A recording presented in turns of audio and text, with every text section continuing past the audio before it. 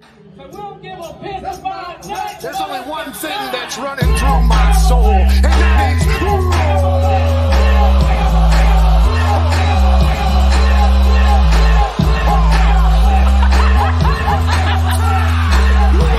Hey, happy hump day. Happy Wednesday. Welcome back to the Crimson Dynasty. Of course, we had a bye week this past weekend, so we did not have a show last week. But before we get started, go ahead and hit that like and subscribe button and hit that notification bell so you don't miss any content. My name is Sishi, and I'm the host here at the Crimson Dynasty. We're one of the shows on the Bama Standard Network, which I know a lot of you are familiar with. Before we get started, I definitely want to shout out our two co-hosts. So Dan James IV, he is the lead recruiting analyst on the Bama Standard Network, and he also has another show that he'll promote at the end. And then we also have another co-host, JB, and he has another show as well. So I know a lot of y'all are familiar with him. He gives some hot takes as well. He'll get to going off on this show as well. So hopefully we have some of that tonight. And we do have a guest that'll be joining shortly. So we'll have him come on in a few. But before we jump right in, I definitely have to give a shout out to one of our sponsors, one of our newer sponsors, Limestone Company. If you've been looking to add a beautiful natural stone in or around your home, don't settle for subpar materials. Check out Limestone Company's selection of natural stone products to meet all your project needs.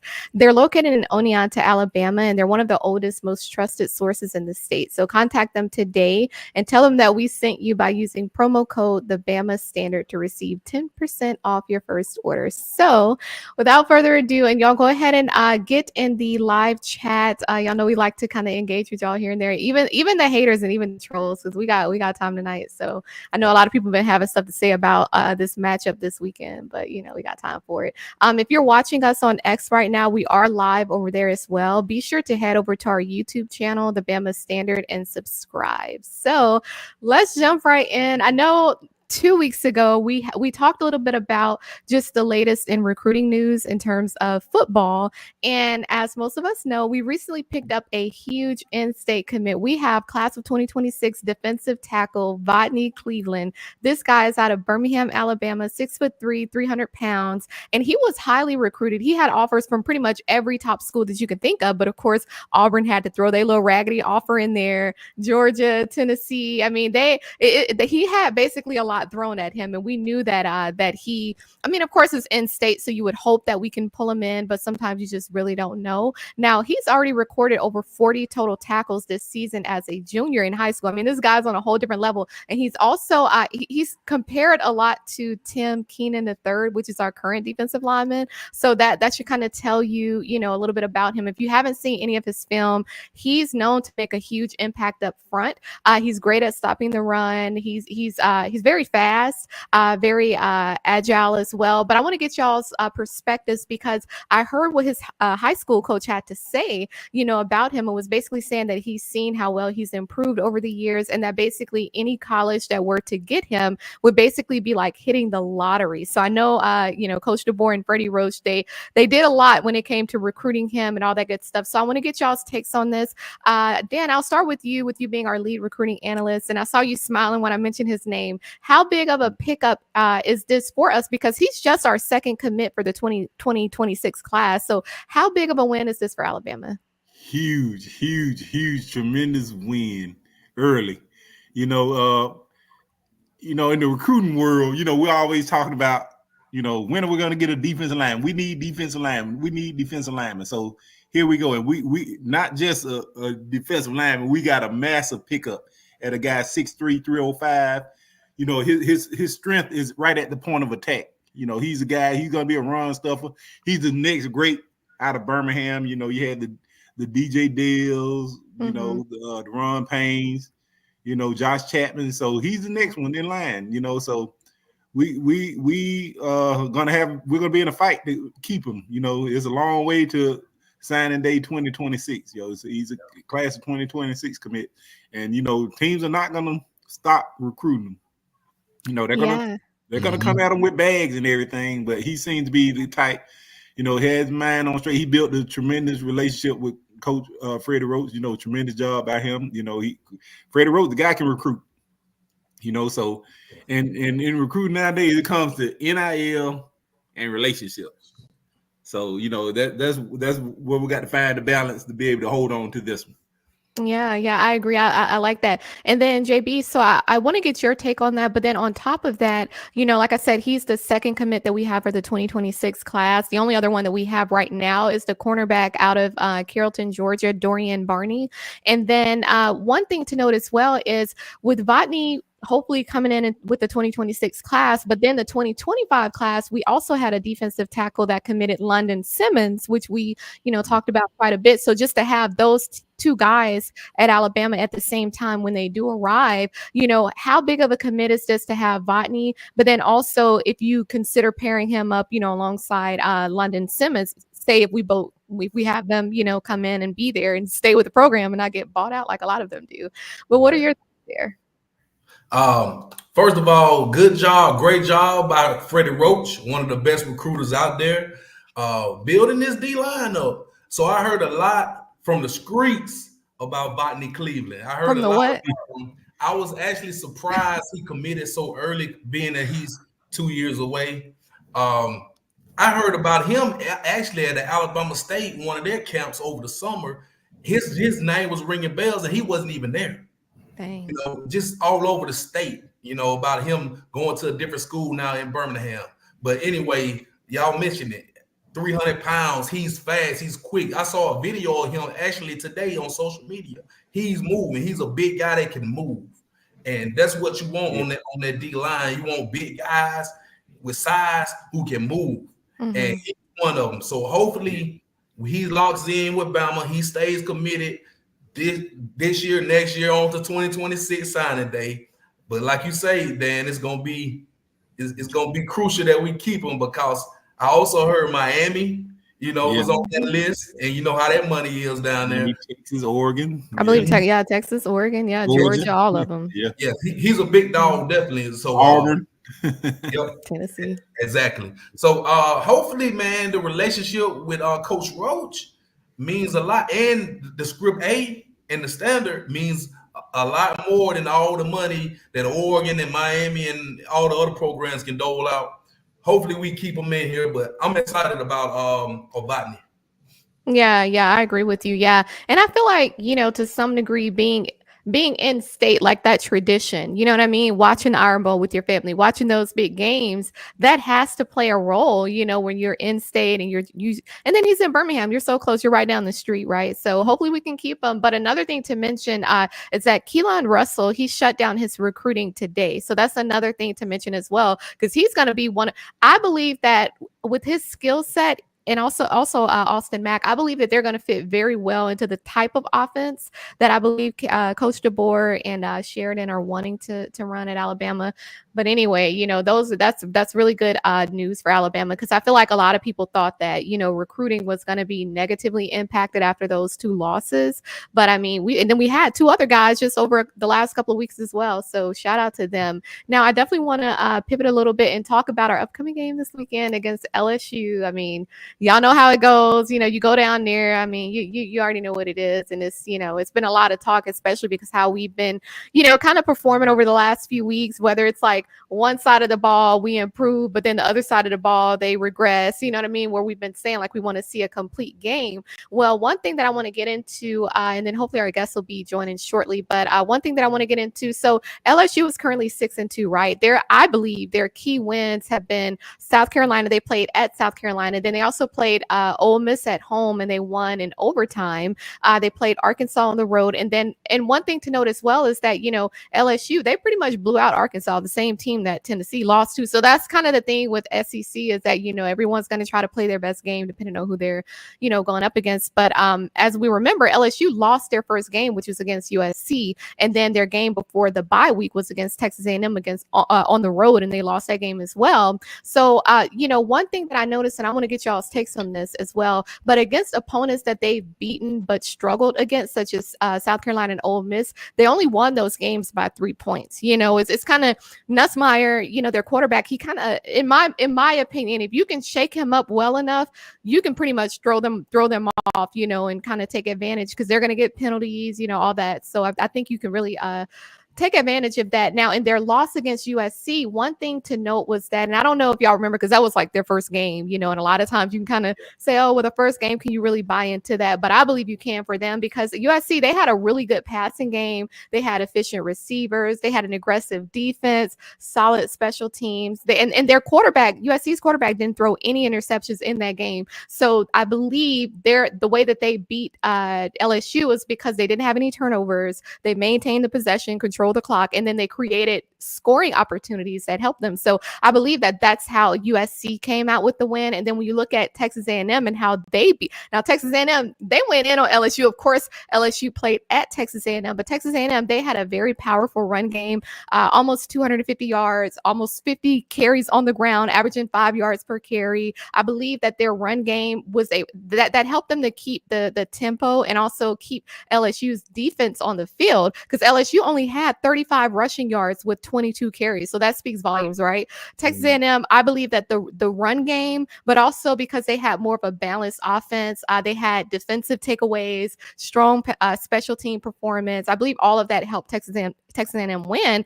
But then also because that backup quarterback that they put in, Marcel Reed, he went in on them, right? Like, he could run very well. And so when you think of that and you kind of compare that to Jalen Milroe's skill set and him being a very good runner as far as a QB, we can actually use that to our advantage. So I'm going to stop there, and I want to get y'all's takes on this. JB, I'll start with you. Just looking at LSU as a whole and how they've performed this season. So whether it was their losses against USC and their losses against USC, and then Texas A&M, and then also some of their wins. So at South Carolina, won by 3, Ole Miss won in overtime. What has stood out to you the most? And then what do you feel like could possibly cause issues for us? Well, first of all, the SEC, any given Saturday, anybody can be beat by anybody in the SEC. And we've seen that all season. To piggyback on that first game you mentioned, the USC game, that was a neutral site game. Everybody was watching that. I think it was on the night before Labor Day or something like that, or on Labor Day night. I can't remember. But USC's not a good team. They lost like 5 games this season. Right. So you look at that, everybody was looking at, SC, they can, let's back up. They're pretty bad this year. So it seems like LSU has improved, and then they get mollywalked by A&M. So you don't know what team is going to show up. Luckily, they had a bye week just like we did. So you got 2 teams coming in off a bye. We just got right against Missouri 2 weeks ago. Shut out. They just got beat down. So we got 2 teams coming in with 2 different mindsets. We trying to establish what we just did against Missouri 2 weeks ago. They're trying to get better at what they didn't do well against A&M. So it's going to be the survival of the fittest on Saturday, I believe. We have to, and we'll talk about this later, we have to put pressure on Nussmeier. We can't let them get comfortable. They're already at home at night, and Brian Kelly is undefeated at home at night with LSU. LSU rarely loses at night at home. So this is like the first time Coach DeBoer has been there, from my understanding, and you right there in the lines then. So we're going to have to buckle down and be ready, strap up. The things that can possibly give us problems is those receivers are really good. Like, those receivers will probably give our secondary all they can handle. Especially young secondary, yes, especially, and Nussmeier's he's a veteran college quarterback, so he knows what he's doing. If they had a whole week to prepare, an extra week like we did, to dial it up, so they may come out there and pick us apart, but we got to know how to adjust. We can't just let him sit back there and get comfortable like we used to play back in the hood on the street, Mississippi. You can't let him sit back there for 5 Mississippi. It's going to be a long night if he sits back there for 5 Mississippi. 5 seconds is a long time for a quarterback to read through progressions. And if he gets that, it's going to be a problem. We going to have to get pressure. And that's why I'm going to challenge the D-line later, but also the Wolf position. So we're going to have to get there. I mean, at least knock him off his spot, because he's not a mobile quarterback. We got to knock him off his spot. Like they used to knock Tom Brady off the spot. They used to say, we got to knock Brady off his spot. Well, if you knock him off the spot, you get uncomfortable. The New York Giants were great at knocking Tom Brady off the spot. That's why they won 2 Super Bowls. So we're going to have to beat the New York Giants from those days this Saturday. We got to bring that same mindset, knock Nussmeier off his spot, and help our young secondary. Malachi's going to have the guys ready, but we're going to have to do our job up front. I think if we do that, we control the offense, time of possession, run the ball, get about 5 yards a pop, we'll be okay. If not, it's going to be a long night. Yeah, I agree. 100%. Everything. Now, it looks like we do have our guest in the back. I bet I know who it is. Hey. Shout out to Steven, y'all. Look, he is not an unfamiliar face here. Y'all know this guy. So, but I have to give him a good intro. He always gives us a good one. So I'm going to try to do you justice now. This is Stephen M. Smith, the one, the only. He's the senior writer and reporter for Touchdown Alabama magazine. He's actually been covering Alabama football for about 15 years, and he's been featured on ESPN and several other outlets as well. So this is the go-to guy, and he actually joins the Bama Standard every Tuesday as well. So I know a lot of y'all have seen him there. But Stephen, welcome. Thank you so much for being here. Before I toss my question that I just had to Dan, I'm going to ask you first. How you feeling? You feeling good coming into this upcoming weekend? I am feeling good, and I'm feeling good for a number of different reasons. Number one, I'm looking, as JB mentioned, I think this defensive line is going to get after it this week. And the one guy, Quay Russo. Quay said, I'm not injured. I'm not on a pitch count. I'm ready to cut it loose. I'm good to go.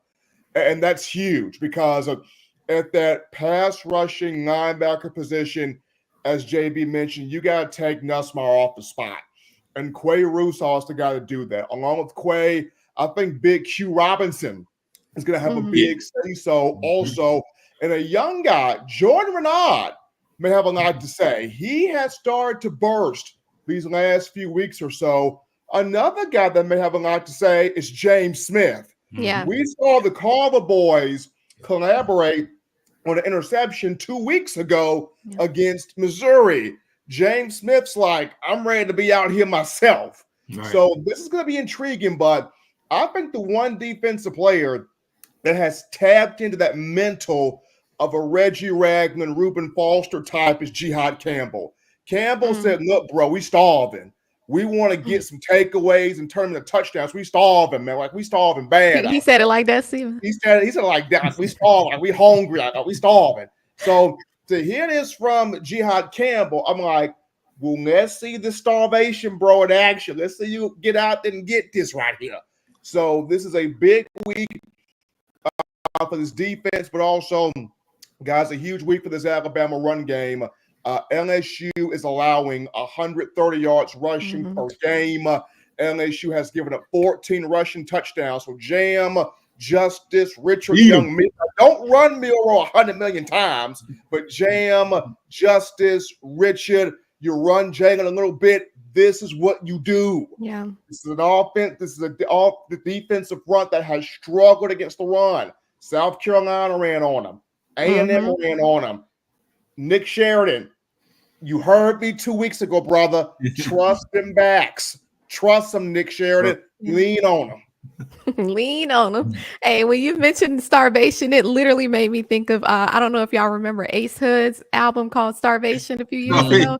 It literally made it. And look, that went hard. They may need to be playing because they like to play that hood stuff when they're practicing it, so they may need to turn that on. Now, Dan, I'm going to pose that question to you. What are your thoughts so far as what you've seen with LSU? How well they've produced on offense? Their defense. I know they're not the same LSU that we remember a few years ago per se, but how do you feel going into this game? Do you feel like there's some big challenges for Alabama, or do you feel like the improvements that we've made over the last few weeks kind of makes you feel a little bit more comfortable? It comes down to two things for me. Stopping the run, which LSU doesn't have a strong running game. Caden Durham, it does average over 5 yards per carry, but they're a passing team. They're dropping back, throwing it 40 times a game. So what you want to do, you don't want them to find a running game against us. You don't want that to happen. And two, like JB said, you got to affect the quarterback. You got to get pressure on Nussmeier. He's not a mobile quarterback. He's sitting up. That's where the wolf position comes in. That's where our interior pass rush. You want to collapse the pocket, and you want to, keep him in the pocket. You want to crush the pocket on him.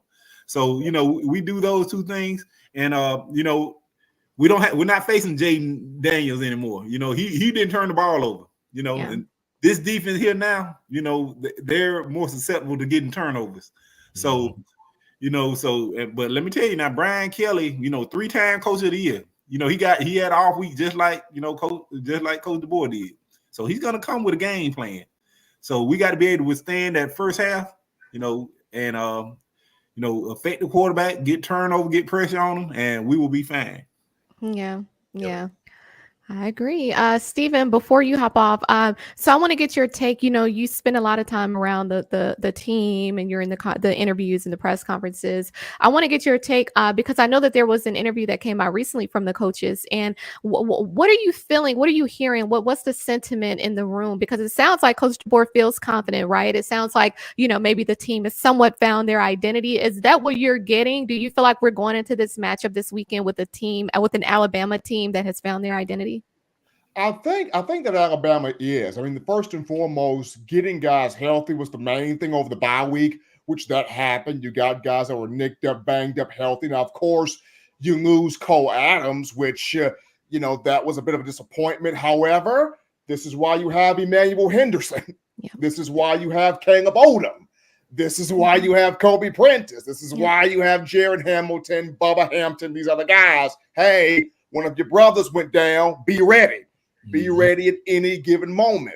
And these guys will be ready at any given moment. But I really like the mentality of this group going into LSU. They know we got to have this. We know it. We got to have it. The college football playoff rankings debuted last night. Bama at number 11, despite all that's happened. Bama is at number 11. DeBoer is looking at this like, I got the nation right where I want them at. I get to go down here to the bayou, stick a knife in Mike the Tiger and say, shut up. I can stick a knife in Mike the Tiger, stick a knife in all them LSU fans and say, take your butts back home to Louisiana where you at, and we march to the playoff. Tell them go get their bowl of gumbo and get out our face. Get your bowl of gumbo, sit down and cry, right? So Kalen DeBoer has the country right where he wants it at. Everybody's been saying, well, DeBoer can't handle the stage. He can't handle this pressure. He can't handle this moment right here. Okay, now DeBoer can take everything that was said and shove it right back to him on national television in one of the craziest environments in college football, and I think DeBoer's prepared for it. Well, y'all heard it here first. I agree with you. You woke up and chose violence trying to stick knives in everybody. I'm just like, saying, man. The fans too. If he ain't talking about food, he talking about utensils. So it's almost one and the same. Them utensils.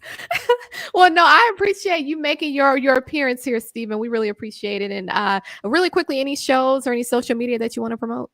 Well, right now I'm about to get ready to hop in on my show, and right now I'm getting ready to get this thing popping here. But as always, they can follow me at Coaching M Smith on X, and getting around all these players, all these guys. They're excited. They're ready to go this week. And like I mentioned, DeBoer knows. He knows. He is fully aware.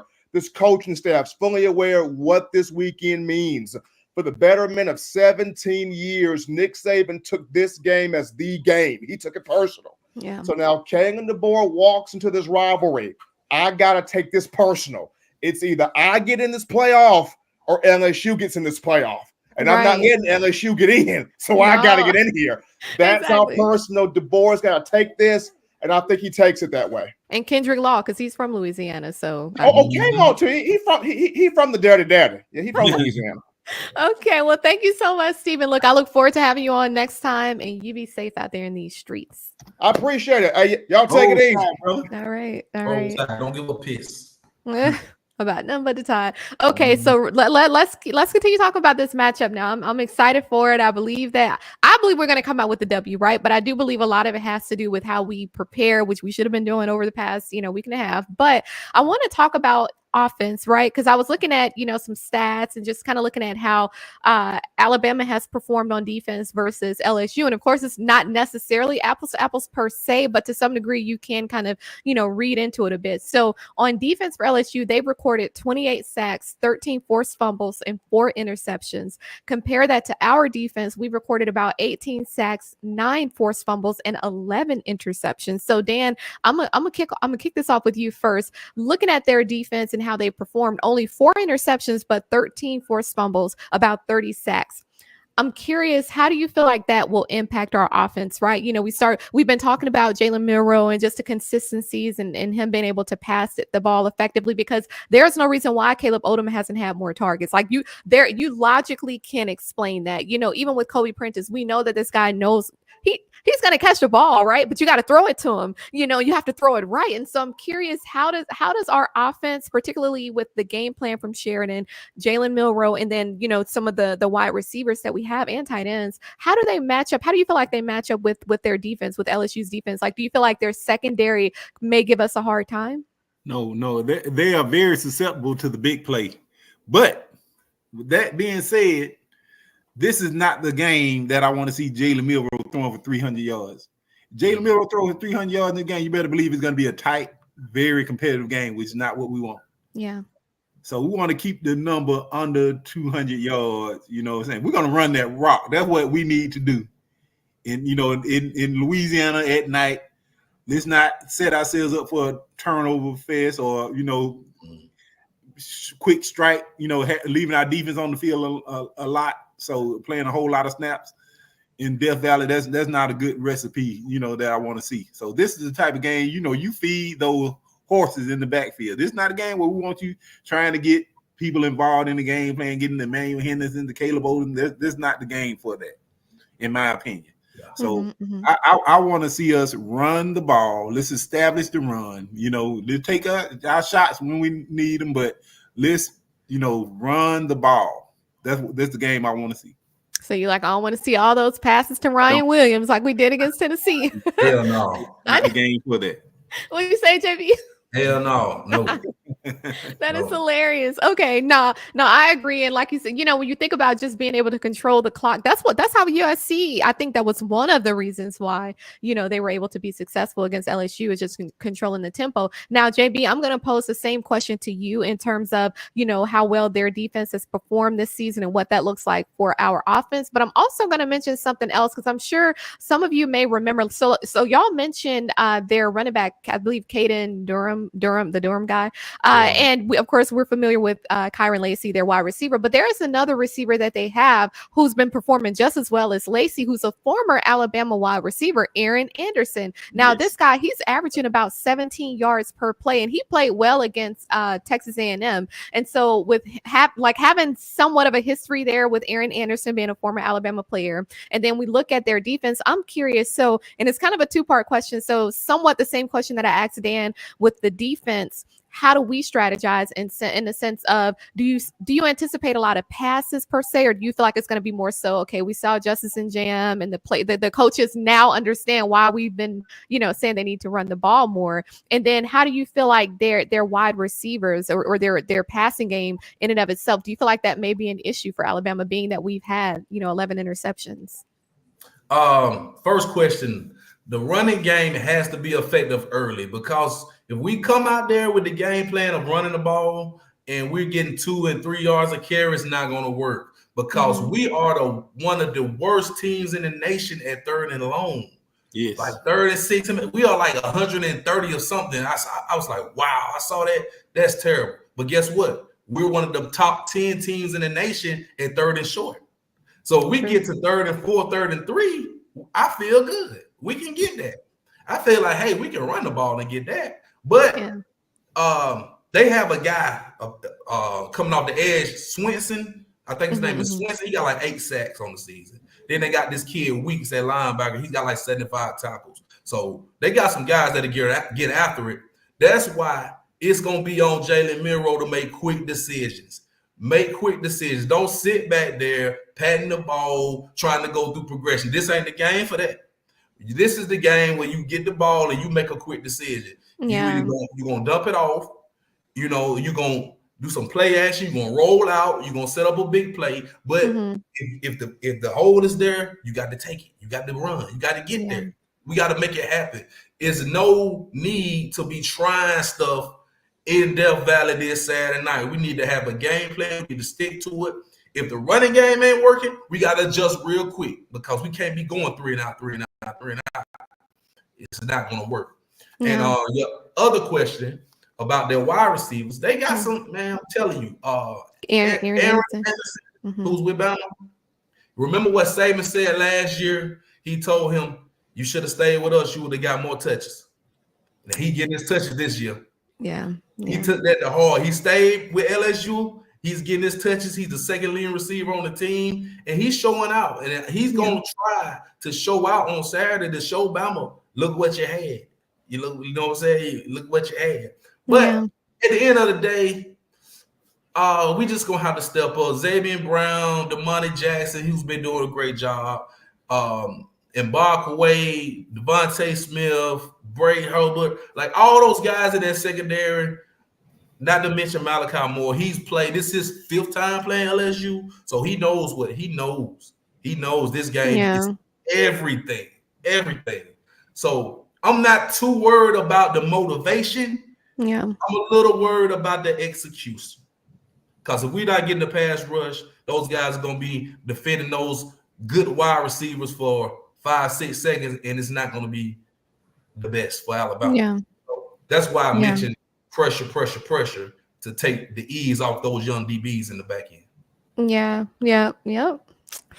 Well, like you said, these guys, they know what it means. I believe even the freshmen, right? I mean, those that have been watching Alabama, for the last few years, I believe they understand. But I think just going down there, it's going to be loud like it was at Tennessee. That's going to be a factor. So hopefully they've been, practicing in that type of somewhat simulated environment. Now, really quickly before we move on to our next topic, I wanted to mention something else that I've noticed with their starting quarterback, Nussmeier, because in their game against Texas A&M, what I saw towards the end was a shaking up Nussmeier. I saw a somewhat injured Nussmeier when their old lineman stepped on his foot and he tried to play it off. And the reporter asked Brian Kelly, she's like, well, what you going to do if he goes down? He's like, oh, we got 3 more quarterbacks. Sir, based on the stats, no, you do not, because Nussmeier's beginning all of them. So I personally wouldn't put any inexperienced quarterback out in that game against Alabama. So we're going to believe that he's going to be the one playing, but I believe we have not 100% healthy Nussmeier. Now, one thing that I wanted to mention, though, about him is that he has about, I believe, like 9 interceptions. So his touchdown to interception ratio is about 20-9. He's thrown for about 3,000 yards. So that's a lot. He doesn't run much, though. He only has about 13 rushing yards this season. And his longest pass was against Texas A&M. I believe they had about 400 passing yards in that game, or over 400 yards in that game. And then 76-yard touchdown pass. I believe it was a touchdown in Texas A&M game. So he's been doing his thing in terms of just the passing game. But like you said, JB, we can't let him just sit back there for 5 seconds, 7 seconds. You know what I mean? Like we got to be able to stop him because he's not that mobile. He's only been sacked 4 times, this season against, I believe twice against Texas A&M and twice against South Carolina. So to me, it makes me think their O-line is, doing pretty well. But one thing that I noticed is that he's pretty inconsistent when it comes to his passing, because when you look at how well he did against Ole Miss, it was really low. I believe it was about 45%. But then when they played against USC, he had a really high, almost 80% completion rate, but they still, of course, didn't win that game. And so it just seems like he's been inconsistent. And what I've noticed is that the games that they've thrown interceptions in against Texas A&M and Ole Miss, it impacted their ability to win. It impacted their production, right? And that's why I said it may be a little easier than we think for them to kind of shake them up, because it seems like they perform better in games where their completion rate is it's a little over 60%. So I feel like, like both of y'all were saying, it kind of speaks to what y'all were both saying about our defense and how we need to stop them. So I want to get y'all's takes on something, because I was thinking about, well, what's the best way? Because you look at how USC beat them, but that was the first game. So it's hard to really read into that, seeing how USC has kind of played since then. But looking at Texas A&M and how they beat them, I was kind of thinking, okay, well, Alabama, we have a very mobile quarterback, Jalen Milroe, kind of like Marcel Reed, right? Marcel didn't really throw a lot. I think he only made a couple passes, but but he ran a lot. And so there were a few things that I believe that we can do to shut down Nussmeier. So one of the things is pressure. Y'all were both saying that, but applying consistent pressure, because that's something that I noticed that we don't do. We haven't been doing this season. It hasn't been consistent enough. So we basically, in my opinion, we need to force mistakes, but also try to impact his accuracy. Because like I mentioned, when it's below a certain percentage, you tend to see those games kind of spiral out of control. They start to get more penalties, things like that. Limit the deep throws as well. I feel like our DBs need to focus more on not giving up those bigger plays. So however they strategize when it comes to that. And then forcing, like y'all said, the quick decisions and forcing him. Now we talk about it in terms of Milroe being able to make quick decisions, but when it comes to Nussmeier, we need to be focused on making him release the ball quickly, because I believe that that's going to affect his accuracy. And then, of course, him throwing more interceptions and then also containing the pocket. So with him being less of a mobile quarterback, just try to keep him contained to essentially limit the options that he has and make it harder for them to extend plays. JB, I'm going to ask you, any of those things that I just mentioned, do you agree or disagree with any of those? Or do you feel like it's something else that we may need to focus on? I agree. As long as we're affecting him, like if the guys can't get there, if they're going to throw quick screens and quick plays, 3-step, 5-step drops, get your hands up. Yeah. Get your hands up, knock some balls down.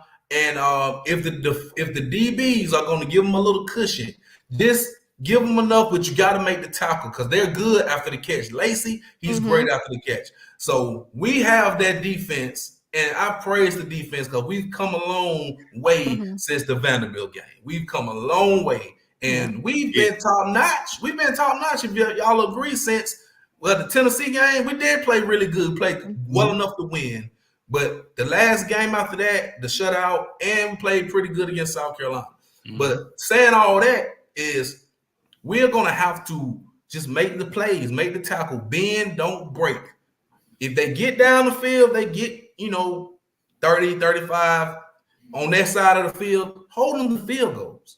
Hold them to field goals. Just don't let them get in the red zone and impose their will once they get there. We've been pretty stout, I would say, at holding teams because if you let teams just consistently get in the red zone, that's points. Either it's 3 points or 7 points. You make the decision. If you're going to stop these guys, and Brian Kelly will go for it on 4th down. You know he will. Remember 2 years ago, we was in Death Valley. He dropped his nuts on us, pause, and went for 2 and beat us. Walked off. Beat Nick Saban. Went for 2 and won. So I earned a lot of respect for him for doing that because that's something only a handful of coaches would do. And he did it, and it beat us. So we gotta really buckle down if we're in the red zone situations. We gotta buckle down and just hold the guys. Other than that, I think we'll be all right. I really do. I trust this defense. I believe in the players on the defense, and coach has really turned a new corner because everybody was trying to fire the coach first half of the season. Now everybody's saying, "Oh, he's the right coach." So this is a game right here where it's all eyes on you, and you're gonna have to show up. Yep, I agree. Dan, anything you want to add to that before we switch gears? This is a big game, as far as the fan bases are concerned for both teams. So you're gonna have some very unhappy campers on either side of the win-loss column. So this is going to be a huge game. We definitely have to affect the quarterback, take advantage, like JB said. Red zone situation, we have to buckle down. The defense has found intensity. So the defense is starting to establish identity. We're still trying to find offensive identity. We still are, but the defense seems to be making this stride, turn the corner. So we're gonna have to lean on defense, but the best thing we can do to help out the defense is run the ball. Run the ball. Just that simple. Run the ball. So let's not put our defense in bad situations. Let's not turn over the ball. Eliminate turnovers, and let's force turnovers in the turnover battle. Stop the run. Affect the quarterback. It's just that simple.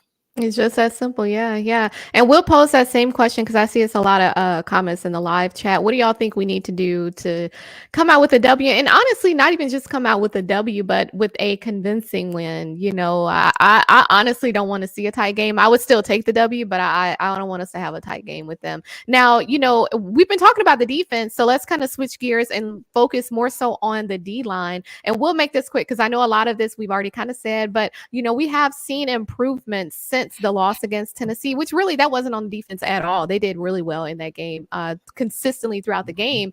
But when we look at LSU and we look specifically at our D line, our defensive line, what I'm seeing is that one of the things, of course, is stopping the run, and it's more so that gap discipline. And I know we talked about that here before. And then basically limiting the effectiveness of their run game, and then forcing them to pass the ball. But see, that's where we also have to be able to affect the quarterback as well. So it's almost like it has to work hand in hand, if you will. And I do believe that that's where we need to have that extra linebacker in as well, to have that third guy there so that we can kind of, effectively stop the run. But then also, because we talked a lot this season, more so earlier this season, about basically stopping third down plays, but also being able to get off the field quicker. And one thing that I was thinking about is like basically forcing incomplete passes or those short yard gains on third down can help us get off the field a little quicker, because what I'm noticing is that LSU tends to depend more heavily on being able to make pocket plays. And so that's where our pressure from our D line can come in. So, that's just something that I believe that, from a defensive perspective, particularly the line, that's what we need to focus on. We talk about the penalties as well. And this is going to be huge because we have to make sure we don't get those, offside penalties. I think we've had a couple of them this season, right? Because since LSU has shown that they can sustain drives, we need to avoid basically giving them easy first downs through penalties. You know what I mean? Like staying disciplined, even with the snap count. So, Dan, I see you shaking your head in agreement. So you agree with that, or do you have any other points that you want to mention specifically about our D line? Right, I agree. Like stuff like hands to the face, roughing the passer. We can't allow them to extend drives by making mental mistakes. It hurt us early in the year. So we on third down, get off the field. Get off the field. Let's not have dumb penalties. I don't think we will be turning the ball over much, but let's definitely not beat ourselves defensively. Dead ball fouls, stuff like that. Let's go in and play sound football. And I think we'll be okay. Yep, I agree. And then JB, what are your thoughts as far as the D line? Do you agree with what we said, or do you have any other points? Yeah, I definitely agree. And I know weeks ago I kind of called out the D line and I named everybody on the D line, and they've been I want them to be. They haven't played up to their full potential. Right. Tim Kenyon III, man, to me, coming into the season, I thought he was that guy. I want him to step up. He's been playing okay. I want him to play to the high level that I know he's capable of. James Smith getting some run. The Carver boy, they done let him loose a little bit. Put him in there. Let him wreak havoc. He's got 2 pass deflections on the season on the D line. He's also caused some pressure on that interception 2 weeks ago that Quay Russo caught. He caused the pressure and made the quarterback throw that ball. LT Overton has been getting back there, but he only has 2 sacks? He could have had like 8 sacks, but he just sometimes he don't bring them down, or it's always something. But he get pressure, get the pressure. But we're gonna definitely need those guys more than anything this Saturday, because, like you mentioned earlier, CC, Nussmeier's only been sacked 4 times. So this offensive line is pretty damn good. If your quarterback hasn't been sacked only 4 times in 8-9 games, that is damn good. We're sitting at 30 at this time last year. Right? Oh yeah, man, come on! Don't remind me. Don't remind me, Dan. But definitely, man. We're gonna have to get there. They have a left guard that's out. The left guard, Dillinger, he's out. He had a tightrope surgery, so they're gonna have a freshman in there start at left guard. I will bring all that pressure on the left side. On the left side, I'm telling them, you freshman, we coming at you. So I hope the game plan is there. I hope it's there. And Quay Russo, Q Robinson, even Keanu Koo at that wolf position, y'all need to get. Oh, come on, get back up. Yeah. At least him to make a bad decision.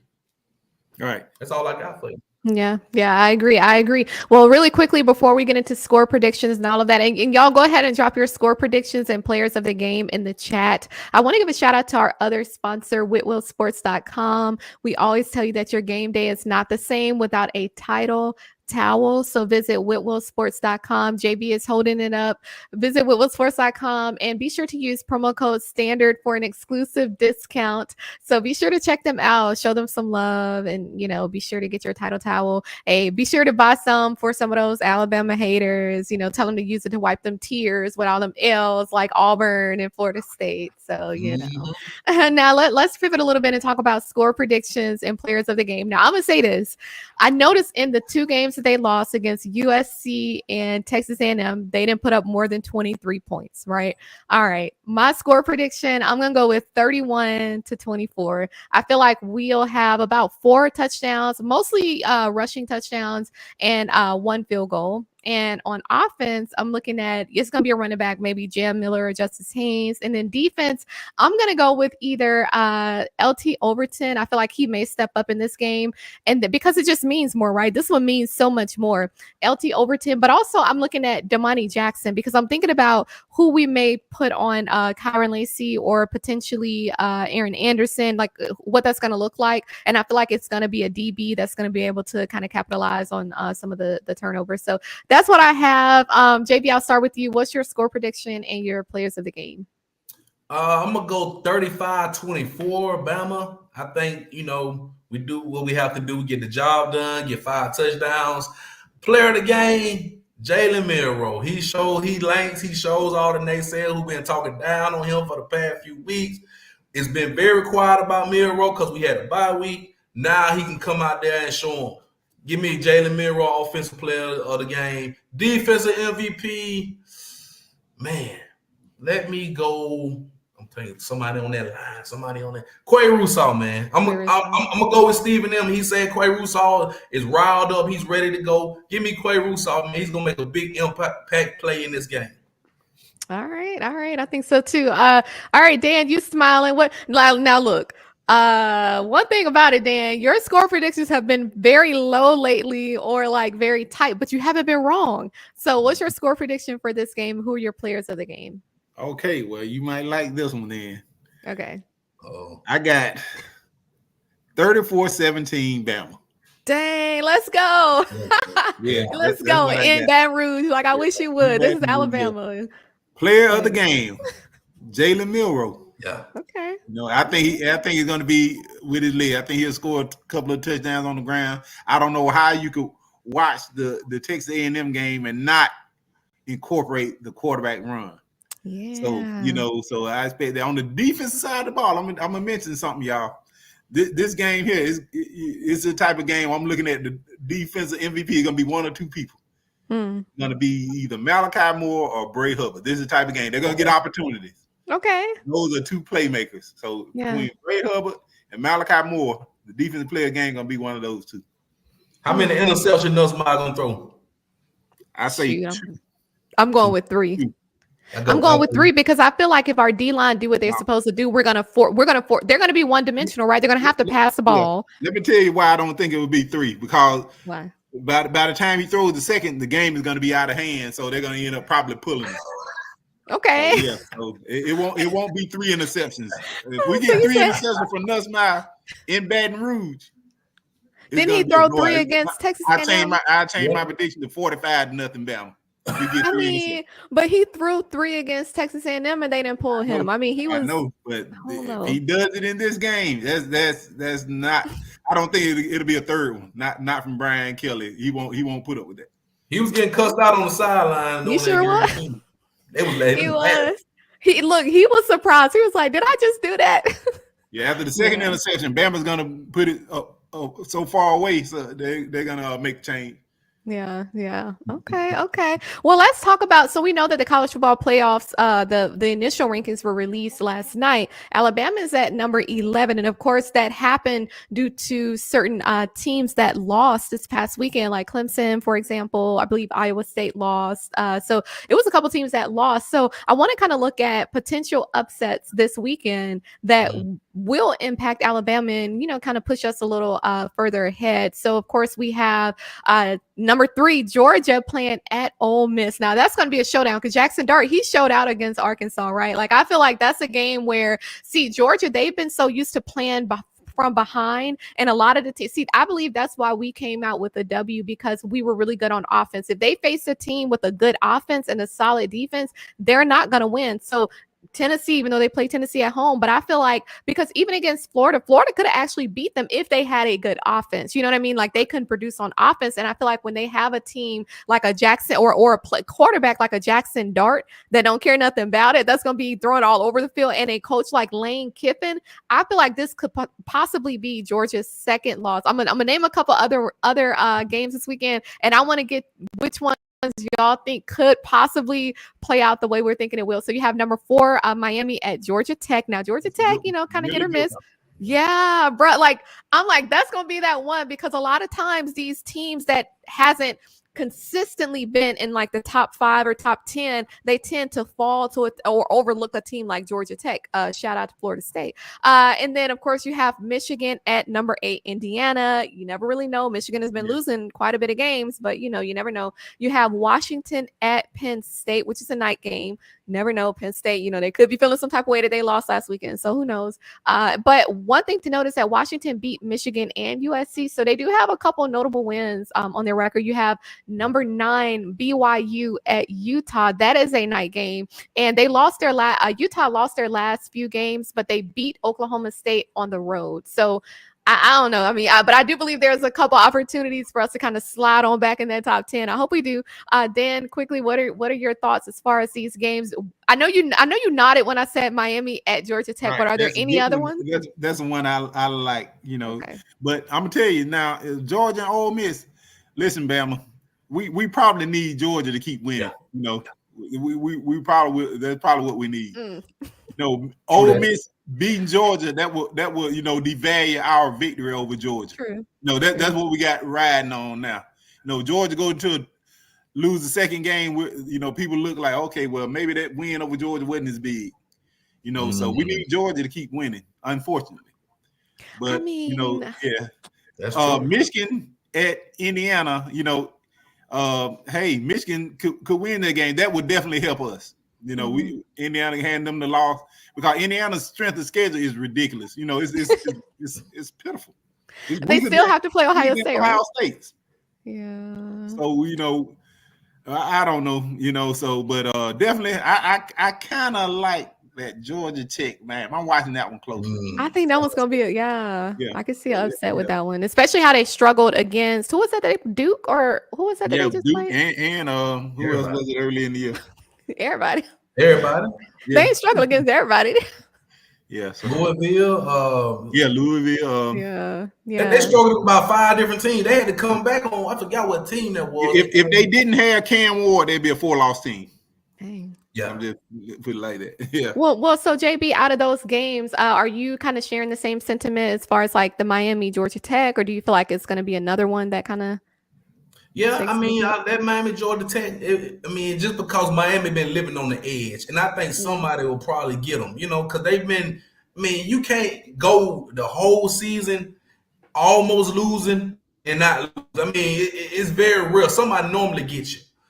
So maybe that game, I'm with Dan on Georgia, Ole Miss. If Georgia plays like they're supposed to play, they play that A game, they can beat Ole Miss. But if they turn the ball, if Carson Beck is turning the ball over left and right, they're gonna lose against Ole Miss. But I'm with Dan. You kind of want Georgia to stay because we have the only win over Georgia. They have that big win over Texas, and you know how that it's levels in the SEC. You want to stay up in the top of upper echelon. We got to take care of business. I ain't worried about nothing. Don't give a piss about nothing but the tie. We take care of business. We control our own destiny. We get on to the playoffs regardless of who win and who lose. We just have to win out. Yeah. Okay. And y'all answer that in the chat as well. Which matchup this weekend?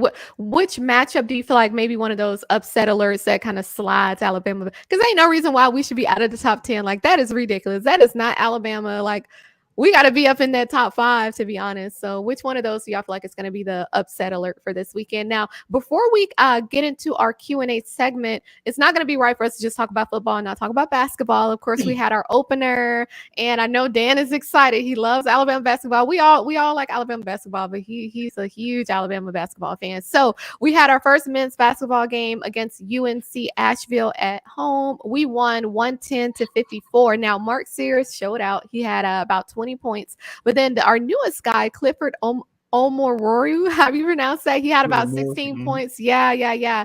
He had 16 points, 8 rebounds, and then Aiden Sherrill with 9 rebounds, LeBaron Fallon with 9 assists. So, I mean, I have a question for y'all, though, and Dan, I'm going to start with you on this one. Do you feel like the way that we ended the season last year, and just how well we played for the most part last year, but we lost quite a few guys to the portal, do you feel like this is going to be another big year for Alabama basketball? Like, do you feel like Nate Oates continues, how well he's been doing, or do you feel like this is going to be one of those regrouping years? No, never. We're done with the regrouping years under Nate Oates. He set the bar so high, it's ridiculous. But this year, I'm telling y'all, go ahead and get your tickets for Phoenix. I'm telling you, Bama fans, go ahead and do it.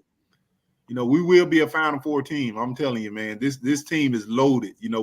Anytime you can redshirt a guy like Houston Millett and Nas Cunningham, those are guys that would have been stars on our team just 4 or 5 years ago. Yeah, they would have been the best players on the roster. True. And Nate Oates, what he's done with this roster, it is, NIL, it hurt Alabama football a little bit, but Alabama basketball, and the system that Nate Oates has, he's using NIL to his benefit. He's going after guys that, in a way, he's going after grad transfers and, 2 or 3 year players, mid-major players, and he has built a roster, and it is crazy. He got a guard-friendly system. This team, and we got the answer we got with Big Cliff. That's what this team was missing last year. Yeah. A post present, a guy that allowed Grant Nelson to be Grant Nelson, so, very talented backcourt. We have 3 great guards, you got Sears, you got Fallon, you got Aiden Holloway, so I'm very excited about the potential of this team. I expect us to remain in the top 4, one of the top 4 seeds, throughout the year. So we're going to be a number 1 seed, come March. Okay, so that regrouping is over. Like, we ain't regrouping no more.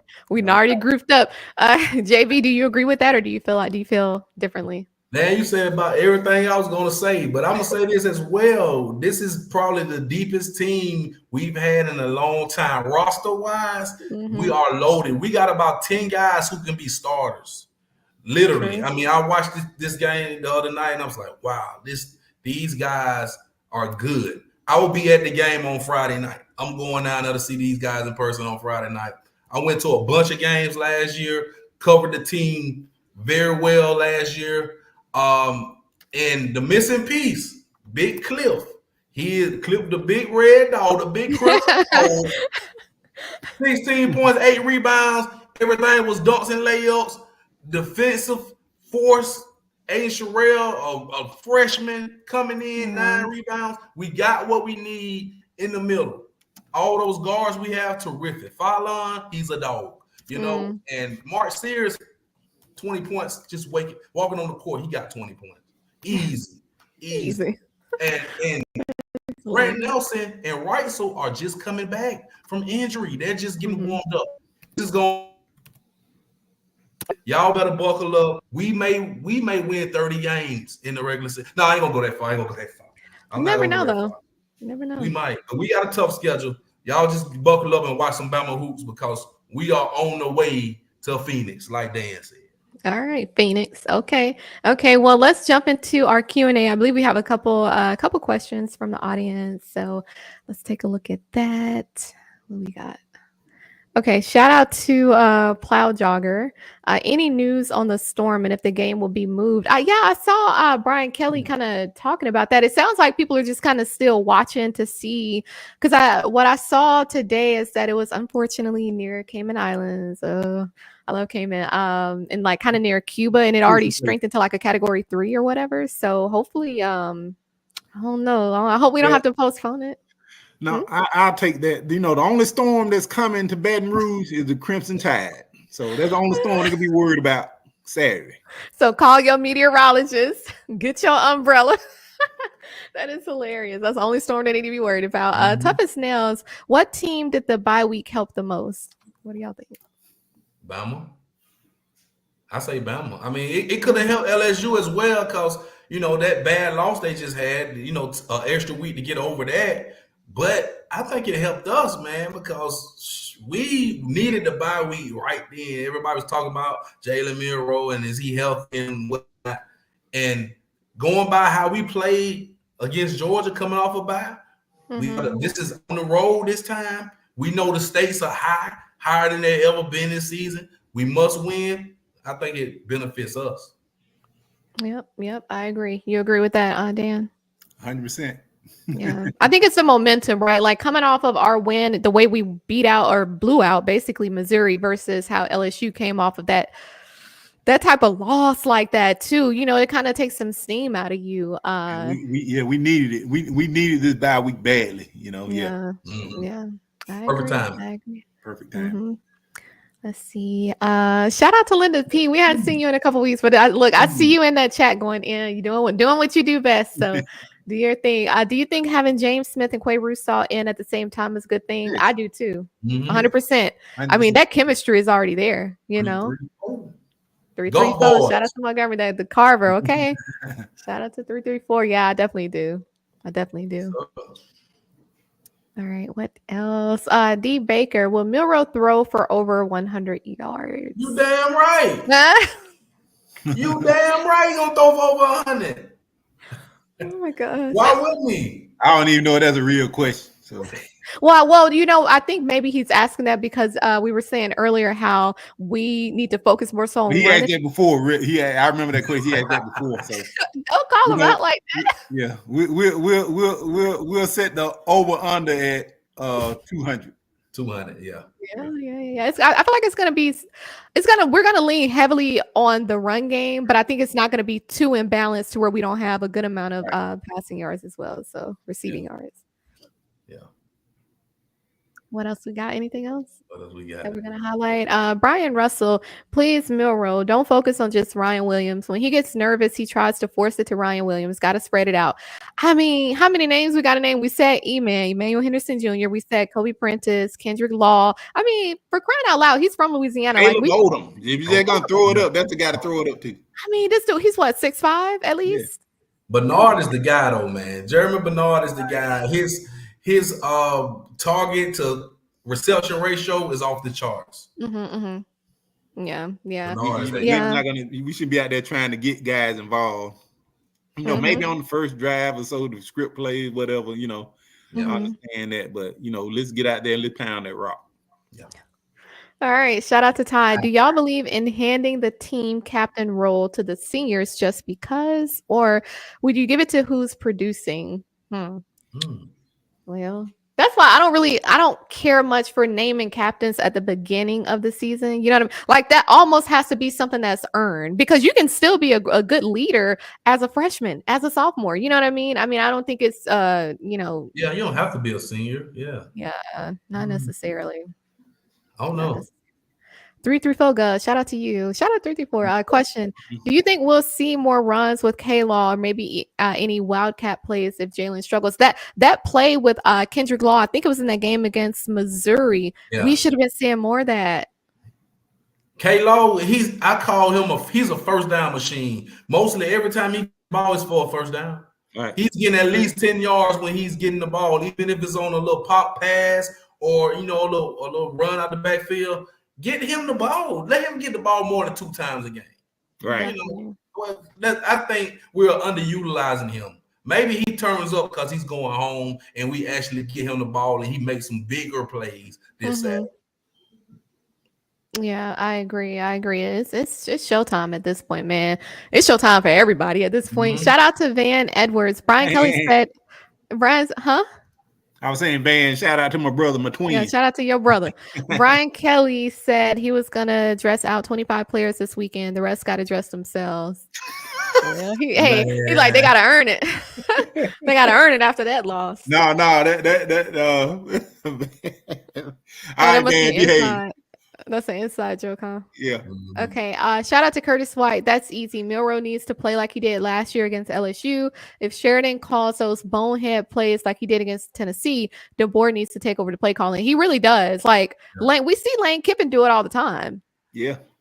I mean, maybe he did a little bit in our game against Missouri because we did see that change, right? And it was Okay, well, I'm definitely down to see more of that. I mean, and then shout out to Linda P again. When Jam run, I say run, Jam, because Jelly don't shake like that. Hey,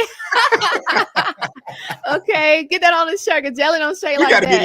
We got to get Linda on for the show, man. She is something. That sounds like some Uncle Luke or like 2 Live Crew or something. We find out when we find out. You done found out when the P not playing tonight. All right, well, that will do it for us, y'all. Now, y'all know how we do it here. We have a huge post-game show immediately after the game. I know it's a later game, but we'll still have the post show to give our immediate reaction. So, fingers crossed we come out with the W. I believe we will. But be sure to tune in to our post-game show right here on the Bama Standard Network. We will be live right here on the network. So be sure to check us out. And then, JB, I'll start with you. Do you have any other shows that you want to promote or any social media? I got a show tonight coming up, 8:00, Sports Talking with JB, the Black and Gold show covering Alabama State football. Y'all check it out. Follow Sports Talking with JB on YouTube. Also follow me on Twitter X at young_ENT_. You get all my tweets. And on Sunday night, talking about me, JB, Stephen M. Smith, y'all join us on Sunday night when we start your week off, right? Sunday night, 7 p.m. Central Time, and every Wednesday with this cast right here, Crimson Dynasty, Wednesday night right here. They know it's the Dynasty over here. They know what time it is. I mean, y'all can look, and I seen y'all running y'all mouth in that chat too. Y'all, some of y'all can say what you want, but at the end of the day, y'all are here watching us talk about Alabama. We're not watching y'all talk about y'all little raggedy teams, okay? Like, don't get us started. Don't get us started. Bullfrog found out, didn't he? He did. It ain't even Friday. He don't find out. Well, what was he? Did he say who he supports? Like what school? No, that was Bullfrog supporting nothing. The Bullfrogs. Oh, okay. He had LSU fan running his mouth. Back to the portal. I know. Go get your jambalaya and your gumbo, and we ain't trying to hear all that. Just running. Did y'all see Chris or Ed in there? Ed like to wait to the end to run his mouth about Florida State. We heard Ed feeling last week. That's fine. I mean, with that one win and all them losses at Florida State, I bet your feelings are hurt. Yeah, come on here talking about some Florida State. You're trying to dominate the chat. Man, gone. I know. And then we started back on him. Oh, the Bullfrog was about to catch it. You know what I'm saying? He was. Look, he lucky his only water in there. You know I know. If I had been anointed with oil, he would have caught it. Don't get all fired up. Don't get them fired up. I'm saying, man, like they be talking real slick. Shout out to Eddie Rose. Thank you for the super chat. Roll Tide, let them talk. Yeah, we'll let them talk. We'll let them talk. But y'all know how I go over here. We don't play them games.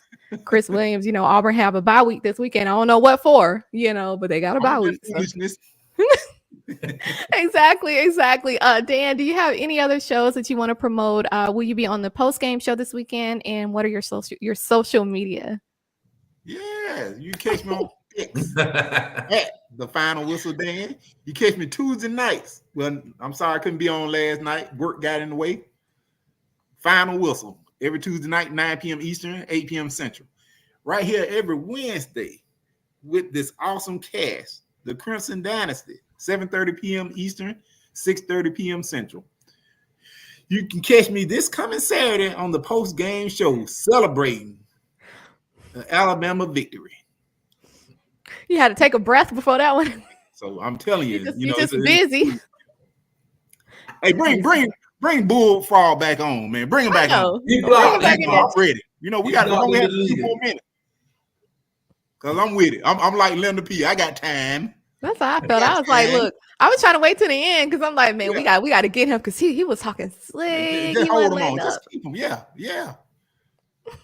Hey, we added Ed and Chris to the sick and shut sick and shut in. Okay, y'all can find me on the post game show this weekend as well, immediately after the game, to give our honest and transparent reactions. You can find me on X, official Cishi without the apostrophe, and then you can find me on Instagram at beauty_of_intelligence. And that will do it for us, y'all. Roll Tide roll. We about to get this W. Gonna be back in that top 10. We creeping up slowly but surely. So it's Alabama time, y'all. It's Alabama time. Oh, All right, roll Tide roll, and we'll see y'all. Look, we'll see y'all in the post game show. Will. Y'all go to Will Sports. Shout out to Whitwill. Use promo code STANDARD to receive an exclusive discount. All right.